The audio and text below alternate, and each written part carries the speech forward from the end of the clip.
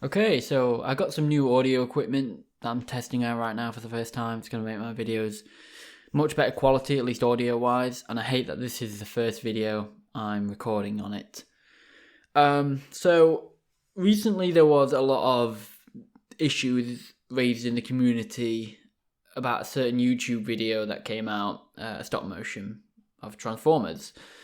Now, for me, when it comes to drama in the community, I don't get involved. Okay, I like to see the good in everyone, and I don't like to get involved in conflict. I don't like to take sides because I try and see the best in everyone.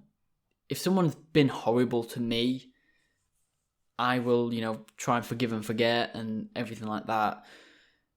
But this has gone a little bit too far for my liking, and this is why I'm making a video on it. Like I said, I'm not someone to get involved, and by making this video, I'm not trying to get involved in the drama. I'm just putting my thoughts out there, and I know by me making this video, in a sense, I am putting myself out there, but it's just something I feel like I've got to get off my chest. And everyone has been so kind to me lately on YouTube and Instagram that I know you guys are feeling the same thing, and I know you're here to listen. So I'm not going to take too long. I'm not going off a script. I've got a few little pointers noted down that I want to discuss, but yeah.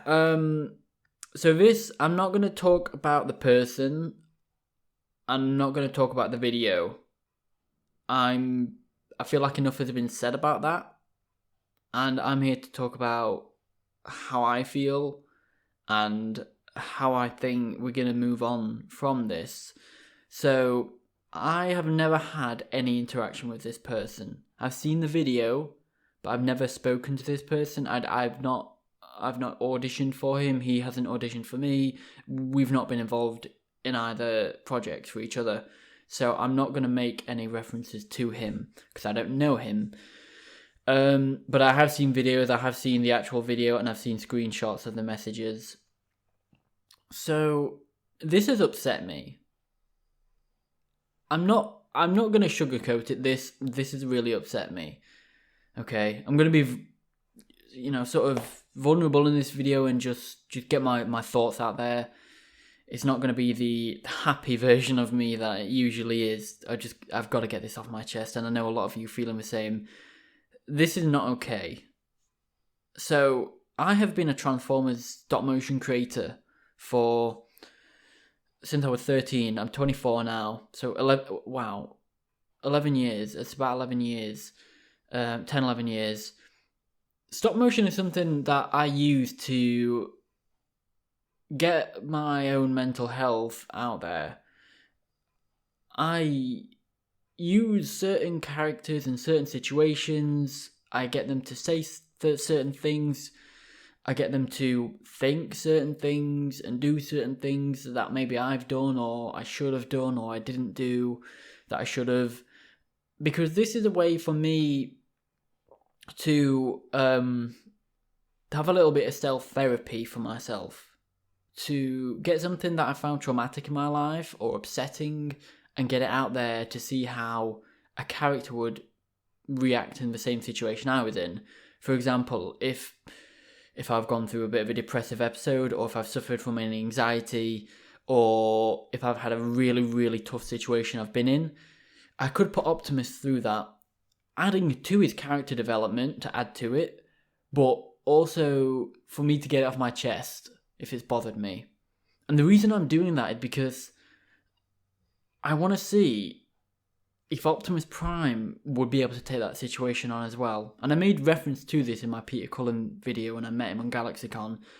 How would Optimus Prime react in the same situation that I was in? What would he say differently? What would he say the same? Stop motion is something I did when I was with my granddad. My granddad used to watch all these stop motion videos that I made. Unfortunately, he's not with us anymore. But one reason why I continue making stop motions is because I promised him I wouldn't stop.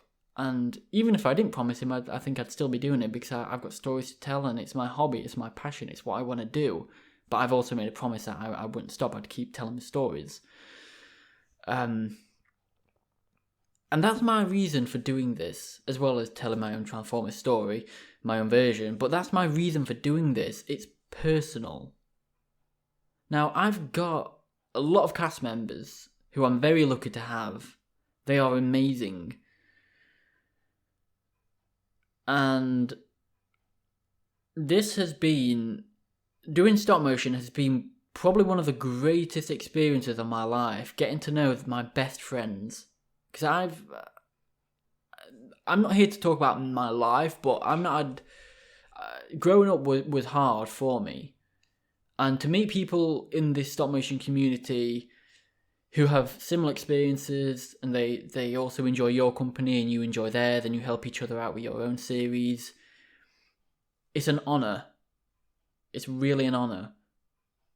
And to see this, what's happened, to see this happen in a stop motion, it's really upset me. And I'm talking that it's upset me to the point where I thought about it, before I went to sleep, I thought about it when I woke up and I was still upset. It really upset me. And apparently this was deliberately done to upset and annoy certain people. Now I'm upset. I can't imagine how upset real victims are. And if you are a real victim, my heart goes out to you. It really does. It's an awful thing that should never happen. And for a lot of us, this is an escape from the real world. The real world is full of, well, it's not full of, but there is a lot of negative people in this world. There's a lot of evil. But there's also a lot of good people, and there's a lot of good deeds that are done. And I think when we find good people and we find ourselves in a lucky situation, I think we should make the most of that and treasure those memories and really appreciate those people who come in our life and turn it around into a positive direction. But for a lot of us, there's negative experiences in life. And no matter what that is, whether it's something physical, whether it's a financial issue, whether it's mental health, whatever it is, it's an escape for us. Whether you like Transformers, Star Wars, Bionicle, Tomb Raider, Xbox, PlayStation, whatever your hobby is, for a lot of us, it's an escape from the real world. Because the real world, as I said, there's a lot of negativity. And to have an escape, like Transformers for me, that is my escape from the real world. It's my own universe where I can do whatever I want. I can save certain characters to become a hero. I can show characters that are dark. I can develop characters, tell stories about how people can get saved, how people struggling with mental health can recover. It's despite my stop motion, at least a lot of the future stories that I'm going to be doing, despite them tackling a lot of real world issues, it's an escape. And to see the evil of the real world be brought into a stop motion where you're trying to escape, for it to follow through into a video that you're... For the real world, let me rephrase that, because I'm not editing this recording or anything. I'm saying it as it is. For something evil in the real world to follow through and intrude into your passion where you thought was safe, that's a big thing where I have a problem as well, because is it a safe space anymore? It was your escape, and now the real world's followed into it. Now, my series is a little bit dark, but it's not that dark. I have one particular story coming up. One particular story in the near future. And it's a very dark story. It is the darkest story I've ever read. And apart from this video that you've watched, if you have watched it, or the video I'm talking about, it's probably one of the darkest stop motions that's going to be out there. But it doesn't cross the line. It's dark in sense of action. It's dark in sense of what a certain character could do, the power they have. Imagine a lot of the ways series like The Walking Dead, you know, the darkest moments in the Walking Dead series, they're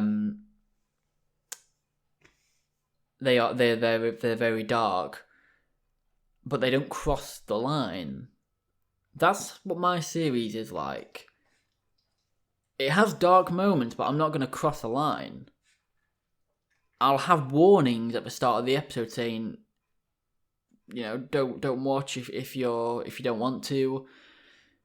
This is something that I haven't told really anyone, but someone in my screenplay actually refused to send any lines in, and I said, you know, if it's too dark for your liking, that's fine.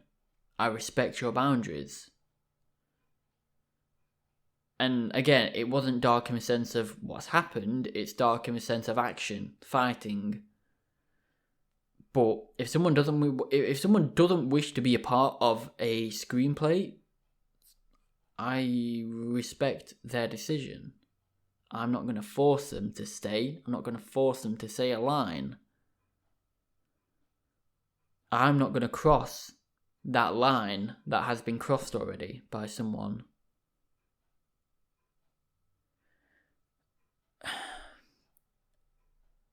Now, there's certain villains where you can make them dark and show that they cannot be redeemed. You can show that there's a little bit of hope in a villain. Now, I'm just going to reference The Walking Dead one more time.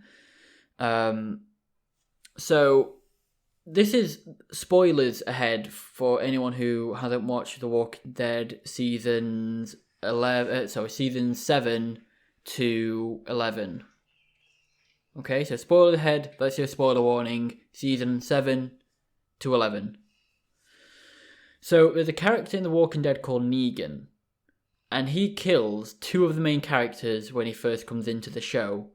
Now, when I watched that episode, I was horrified. I hated Negan. I really hated him. I hated him throughout season 7. Despite him making funny jokes and being like quite a good character, I didn't like him. Just because of what he did, because he killed two main characters that I loved. But as the show progressed, you saw that as dark as what happened, there was lines that Negan didn't cross.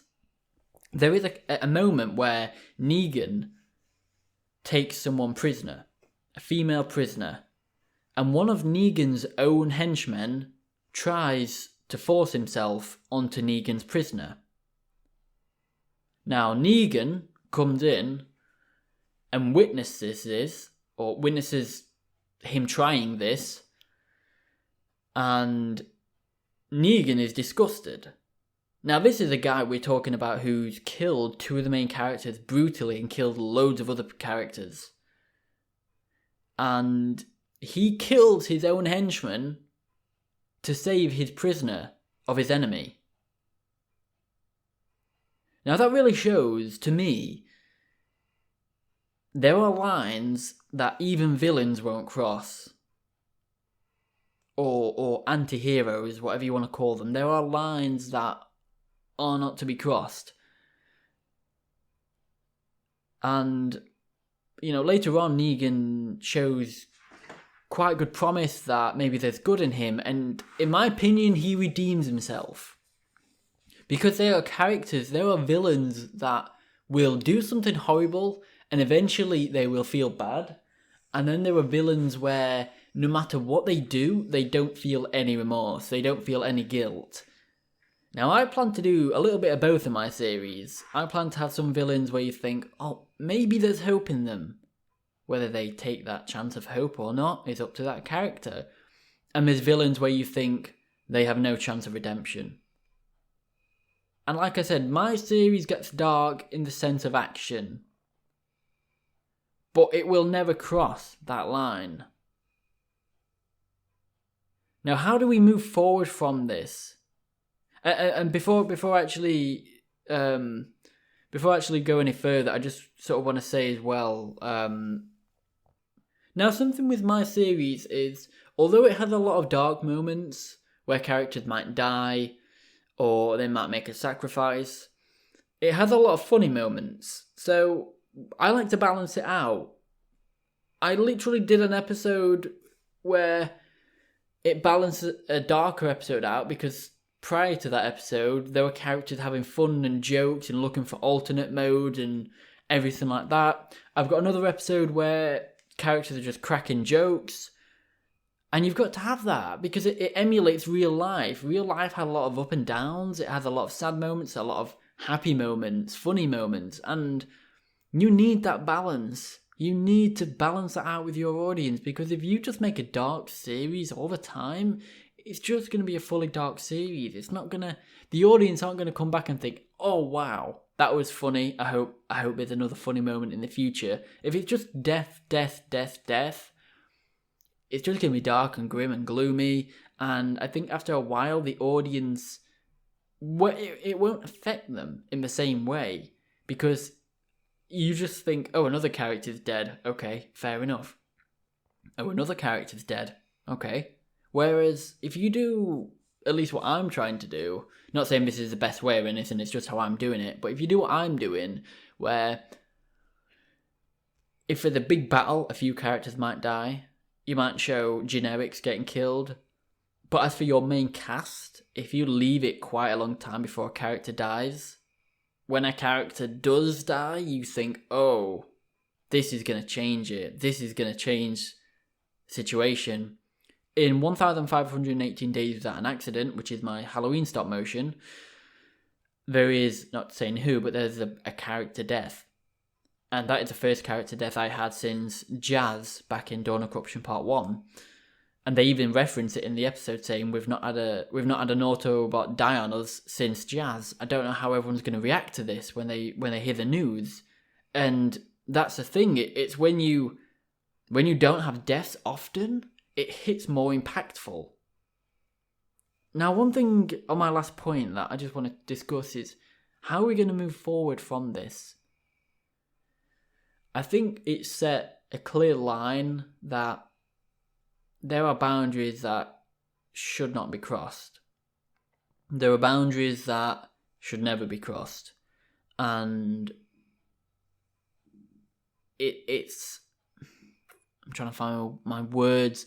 It's really shown me the impact you could have if you really wanted to. If you so desire to make a stop motion like this without any hope, without any remorse, and without any need to make it in the first place, it shows the power you can have. Now, I think we need to blow our own stop motions up, not literally like Michael Bay, but I think we need to come together, and I think we really need to support those people who've been affected by this. I haven't been affected in the way that other victims have. And again, if you're a victim watching this, my heart goes out to you. Please reach out for that support if you need it, whether it's to a friend, a family member, a member of the community. Make sure you reach out and get that support. The thing is, we've got to support each other. We really, really do. we've got to support ourselves, and ultimately we can't forget that this has happened. But I think we need to be just mindful that if we continue down this road of sending abuse or escalating the issue further, I think we've really got to look at what could happen. Because anyone can send a message to this person, or they could send a message back, and it can escalate very quickly. Very, very quickly. And again, I'm not trying to add fuel to the fire. I'm here to tell you about my series, about me not crossing that line, about me, how it's affected me, how it's upset me as a creator myself for 10 plus years, how I do it with passion, and how I've been upset by seeing this in my escape, my passion. And ultimately, I'm here to say how we can move forward. Now, how do we move forward? I think, in my opinion, again, we need to support each other, but I think we have to carry on making the content that we do best. Don't allow this situation to define moving forward. I mean, of course, never cross that line. It's taught us that lesson that I didn't think needed to be taught anyway, but it's taught us a lesson not to cross that line. So I think we have to carry on making stop motions, whatever you do, whether it's an audio series, whether it's fan dubs, whatever you do, keep doing what you're doing. Support each other, reach out to each other, make sure everyone's okay. Whoever's been affected by it, make sure you speak to them people. Make sure you get that support, and make sure you're doing the content as best as you can. Make sure, if you want to make a funny stop motion, make sure you make it hilarious. If you want to make an action-packed stop motion, go for it. If you want to make any other video that's, within not crossing that line, but if you want to make any other video, go for it. You've got my support. Just do what you do best. Don't let this affect us anymore. And let's help each other, okay? I rambled on for far too long, and I don't really know if anyone's actually going to be listening to this, whether you probably clicked on the video and thought, I'll see what this person has to say for the first minute, and then turn off the video. I don't know. So if you stayed with me to the end of this video, thank you very much. And how does the audio sound? Does it sound crisp and clear? Does it sound good? Yeah. Let's make each other laugh. Tell each other a joke. Anyway, I've got some special videos coming soon. Please keep an eye out on the channel. And yeah, also, on a side note, I've done this new thing on Instagram called Figure of the Day. Where I'm basically just showing a random figure that I'm sort of liking the look of on a particular day, and talking about when I bought it, why it's special to me, whatever, and I'm posting pictures of it on Instagram with that figure and other figures, both in robot and alternate mode. Tell me who your figure of the day is. Who's your desk bot today? Share it on Instagram with the hashtag Figure of the Day. Now, every Sunday, it's going to be not only the figure of the day, it's going to be the figure of the week. Then at the end of the month, figure of the month. And you guessed it, at the end of the year, figure of the year. Don't ask me to do it end of a decade, because that's too far away. So, anyway, thank you. I hope we finish this on a bit of a lighter note.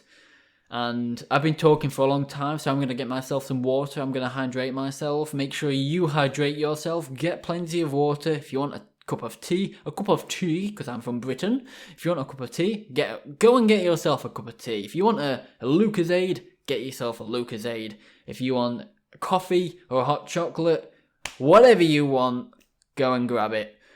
If you don't have it in stock, what are we, a shop? If you don't have it in the cupboard, well, maybe get some water.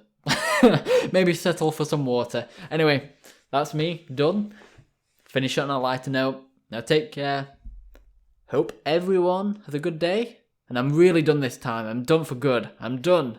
In 5, 4, 3, 2, 1. See ya, everyone. Take care.